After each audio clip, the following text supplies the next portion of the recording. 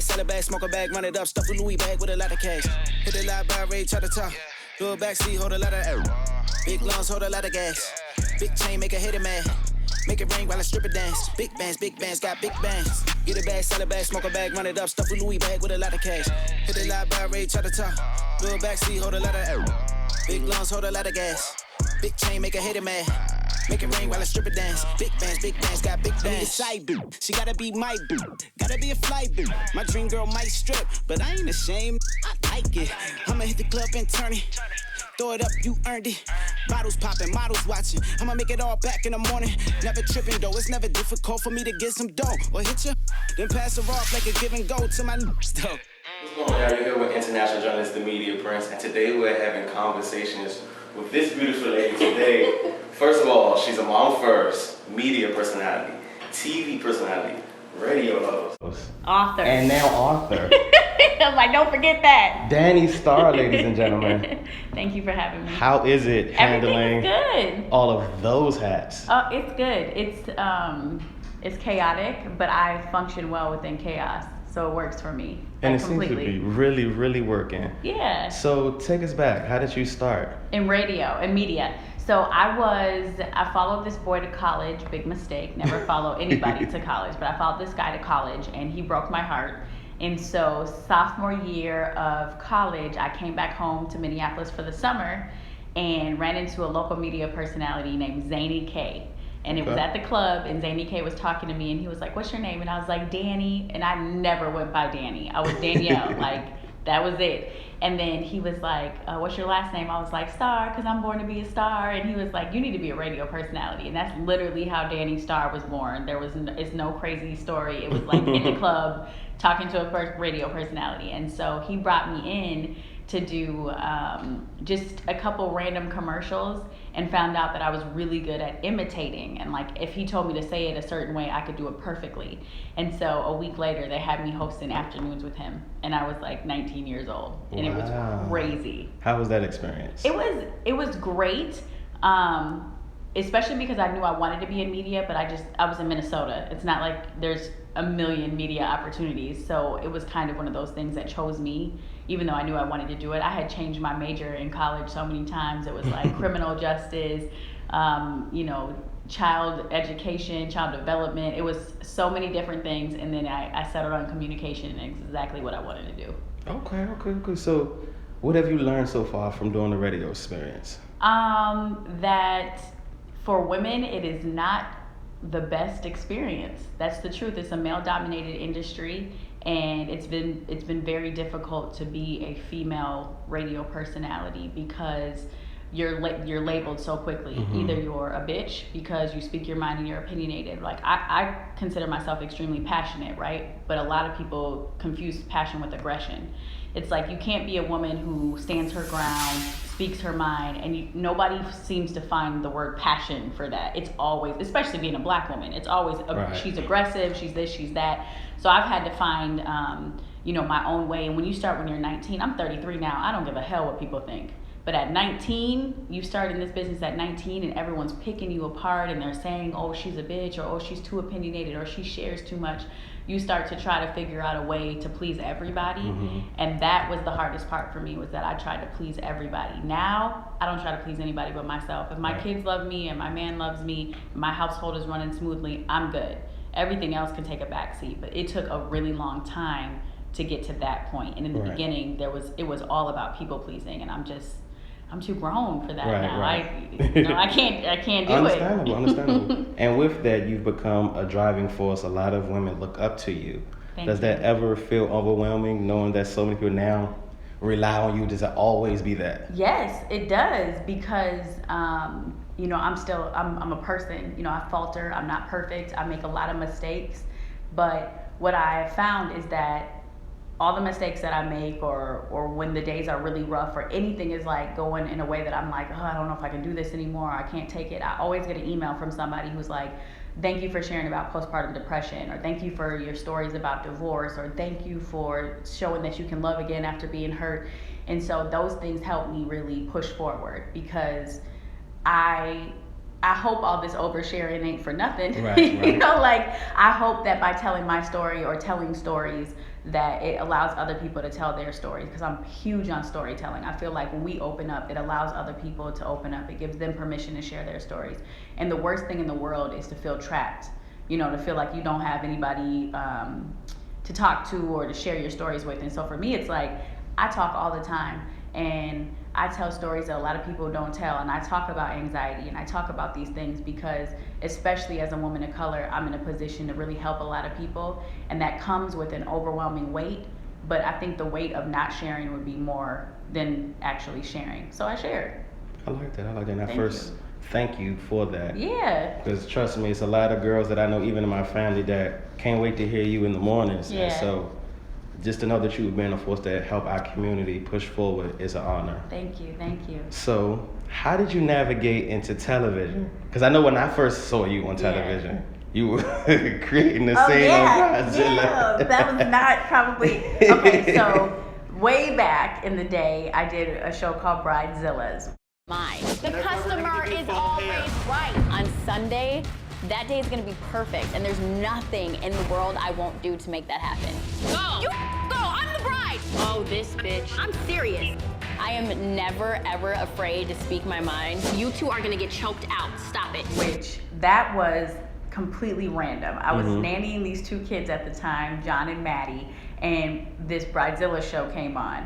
And I was like, what is this? They were like, oh, these brides are crazy. You should do this. You could pull this off. So it was a joke. Like they basically, they were like, you should do it. I was like, okay, I could do it. So I wrote the application like a media person. Like I know what they were looking for. So I just filled it out crazy. Sure enough, the very next day they called me. So I did Bridezillas. And then Bridezillas, which was pure shenanigans. Ain't nothing real about Bridezillas. But Bridezillas led into Marriage Boot Camp, and I actually really enjoyed the experience of Marriage Boot Camp because I think it changed my life. It made me realize a lot of different things. And then eventually, after years of all the ridiculous reality TV was done, I teamed up with the TLC network, and I'm there, and I've been there for almost 3 years, and I love working with them. So that's where I am right now. So how's that experience from being on the radio and then being on TV? Like, how do you transform between those two worlds? It's hard because I feel like radio allows you to be a lot more of yourself, and I feel like TV kind of puts you in. You don't get to be as much of yourself. There's a script, there's a prompter, and you get to show a little bit of your personality. But radio, the reason why I love radio is because you really, if you're not playing a role, like that's the beauty in what I've been able to do for 15 years, is never had to play a role. Like I am the same person on the air that I am off the air. Sometimes I'm more quiet or reserved when I'm home because I'm exhausted from always being on, but for the most part my opinions never switch. I don't have to ever pretend like anything. So I appreciate that part of radio, whereas TV, it's a lot more scripted, it's a lot more straight and narrow, and I get to be myself in radio. So that's why I had enjoyed radio for so long. Okay. And then of course we just added the new notch to your belt, Arthur. Yes. Empathy and Eyebrows. Yes. How did that come about? So a lot of things that people are like, oh, she's done reality TV, she's done radio, she's done these things, but writing has always been my thing. Like if I think I wrote my first book, well, I call it a book, but I was about 11 years old, and I wrote my first book, and my mom read it and the people around me read it, but I always knew I wanted to be an author. I didn't know when, how, why, I didn't know any of that, but I knew I was going to write a book, that it was going to do well, and it was going to be good, and it was going to change people's lives. I knew that since the time I was little. And so, from when I was leaving Top 40 radio a couple years ago, I had the time, and I was like, you know what, I'm going to really start writing my book. And I started, and it was one of the best experiences of my life, and I cannot believe how amazing the book is doing. I mean, I spoke it into existence, right? Exactly. But it's still very humbling to put your truth out there, your story, and be extremely vulnerable, and to have people receive it the way that they have. That's one of the dopest experiences I've ever had. Okay, so how did you come up with the name? Because I know you're known for your facial expressions. Yes, very much so. So empathy and eyebrows, it was mostly, I was thinking about my daughters, right? And if I had to pass on anything to them, what would it be? And I said empathy, right? Because I think that that's how it really changed the world. I think people who lack compassion, people who lack empathy, that's what's wrong with the world. When you look at a different situation and you're like, oh, and you just instantly start judging as opposed to thinking, hold on a second. They just went through something awful. Okay, so let me give you a prime example, right? There was a couple news stories back to back. One was like a baby fell into a gorilla enclosure. Right. And then the other one was a baby was like pulled into water at Disney World with the alligator. And I was just reading through the comments and people were so awful. They were like, what kind of parent does this or what kind of parent does that? And all I kept thinking is, well, honestly, it doesn't matter anymore because they just lost their baby. Like that's the bigger thing, is that they just lost their baby, but you want to be on here ripping a parent apart who literally just went through the worst thing they could ever imagine. And instead of showing any tiny little bit of compassion, you want to talk about being the best parent ever. Like, it's just not the time, you know? And so for me, it was like, if I could pass on anything to my children, what would it be? It would be empathy. And then, of course, good eyebrows. Eyebrows on fleek. Eyebrows, of course. I feel like it's a good balance. It really, really is. Yeah. Now, America is falling in love with your daughters. They're the bomb. Would you ever like them to go into the entertainment business? See, that's complicated. I think that they have a lot of that in them. Like they're like little showmen, you know. They love to perform and they love to just be in front of the camera. They love people. They love to connect. My fear is that this business is really good at like chewing you up and spitting you out, and that's my most precious everything. So I'm never gonna be the person who's like, hey, you have to do this, or hey, you can't do this. So I'll let them guide their future. But I'm a little weary of it. You know, it has done some damage to me. I mean, it has done some amazing things for me, but it's also done some damage. And you know, I know what the possibilities are, but I also know, you know, how detrimental it could be as well. So I would have to let them lead it and just try to be as supportive as I can. Okay. But I'm trying to raise scientists or something. We need some female scientists. Hey, I'm all here for it. Yes. So how would you sum up the Danni Starr experience in 3 words?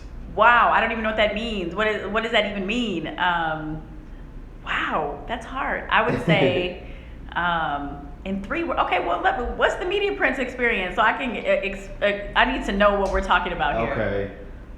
Dopeness. Ooh. Suaveness. Okay. You're gonna get energy. Yes. Those are the Okay. 3. Okay. I would say loyalty, because I am loyal to a fault, and I've learned many lessons in that. I would say vulnerable, but I wear that like a badge of honor.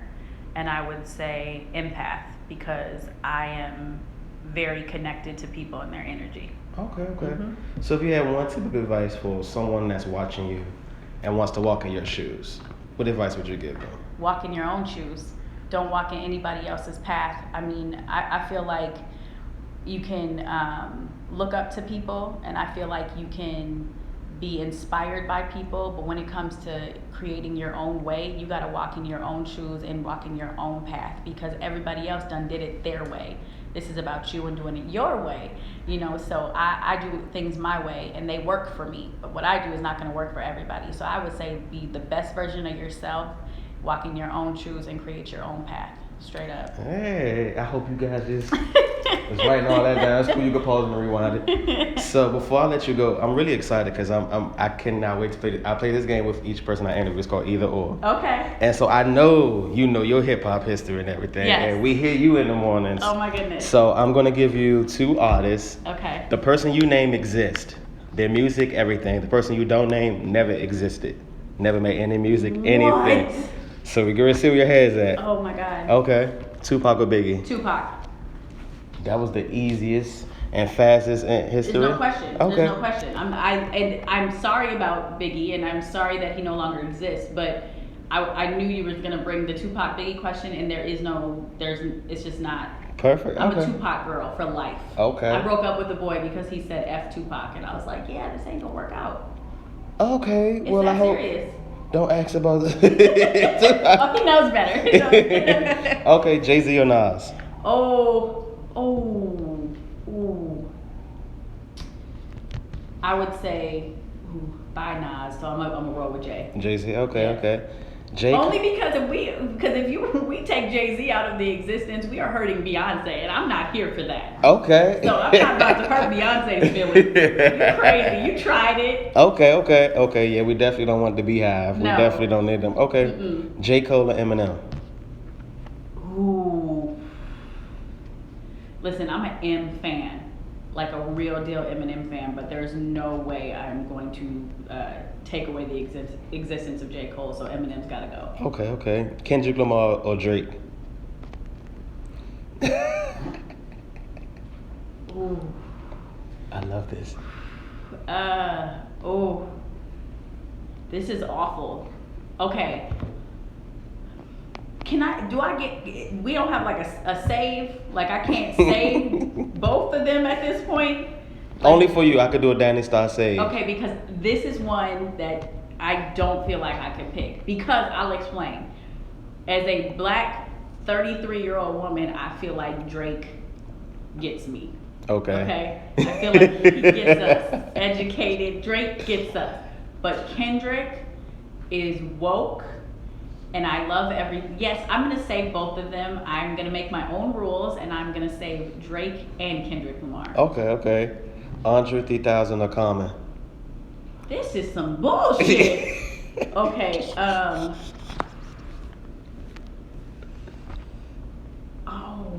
wow. This is awful. You already used your save. Yeah, because I didn't see this coming. Okay, so I want to save... I would be saving. This is just disrespectful. Okay, I'm gonna save Andre 3. Oh no, but Common. Are you serious? Okay, I'm gonna save Andre 3000, and I am so sorry because I love Common. But I'm gonna save 3 stacks. It's the last of the males. Kanye West or Lil Wayne? Bye Kanye, I'm saving Lil Wayne. Okay. And I have been a Yeezy fan for life. Oh yeah, he lost you just now. I know. He lost me recently, and he became a Kardashian, and things went a little crazy. Well, there we go. Bye Kanye. So let's move on to the ladies. Okay. Nicki Minaj or Remy Ma? I'm gonna rock with Nicki. Okay. But I love Remy. No disrespect. I'm rocking with Nicki. Okay. Trina or Lil' Kim? I'm saving Lil' Kim. Okay. Eve or Foxy Brown? Eve. Okay. And this is the last one. Missy Elliott or Left Eye? Ooh. Okay, I feel like you threw death in there, and that's not fair. So, that you disqualified yourself with that question. You can't throw Missy Elliott and Left Eye because Left Eye is already dead, and that's just disrespectful. And I'm not doing that with the death and the dead. So, no, I'm gonna they both get to survive. Well, ladies and gentlemen, this was Danni Starr's Either Or game. Please let them know where they can follow you and find you and where they can get your book. Yes, you can get my book, which is Empathy and Eyebrows. You can get it on Amazon, Barnes & Noble, Itasca Books online. You can get it at DanniStarr.com. Follow me there. I have a podcast called Empathy and Eyebrows. And yeah, you can find it all at DanniStarr.com, at I am Danni Starr on Twitter and Facebook and all of that. So please follow me. Yes, and according to her last post, she now does shape-ups, fades, and lineups. Yes, I do. So get to her immediately. I'm pretty good at it. This was Conversations with Danni Starr, the Media Prince, and we out. Big chain make a hater mad. Make it rain while I strip it dance. Big bands, big